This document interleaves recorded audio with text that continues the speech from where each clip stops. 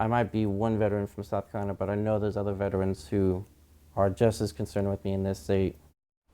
Local veterans are pushing back on planned cuts to the Department of Veterans Affairs. More than 80,000 VA jobs are on the chopping block under the Trump administration, leaving some worried about future care.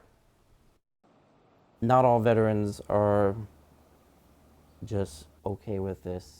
After 14 years of service, James Wenninger has relied on the VA for different kinds of care, fulfilling a promise made by the agency and U.S. leaders. We went and served, and this was a sacred oath from the government and the people to help us from whatever medical stuff happened to us in defense of the nation. From mental health services to physical aid, Wenninger says VA doctors are specifically equipped to treat military patients. Now he worries this will disappear. People who get out now after me, who are looking at this possibly happening, they're, whether or not they can actually receive care as to the standards that they should be receiving.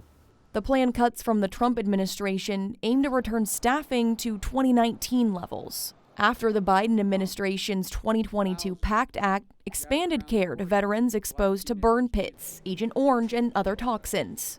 I think that's the root cause of the reason why we saw such a huge increase in VA employees during in the last 4 or 5 years.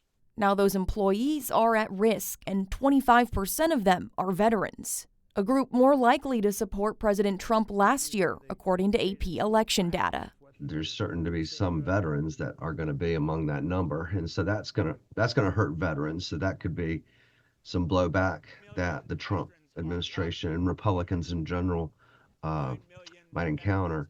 Regardless, Wenninger says he and other veterans will continue to fight back. It doesn't matter what political spectrum they're on, they're not okay with these cuts going on. VA Secretary Doug Collins says the cuts won't impact veterans' health care or benefits. He and other agency officials are calling it a reorganization.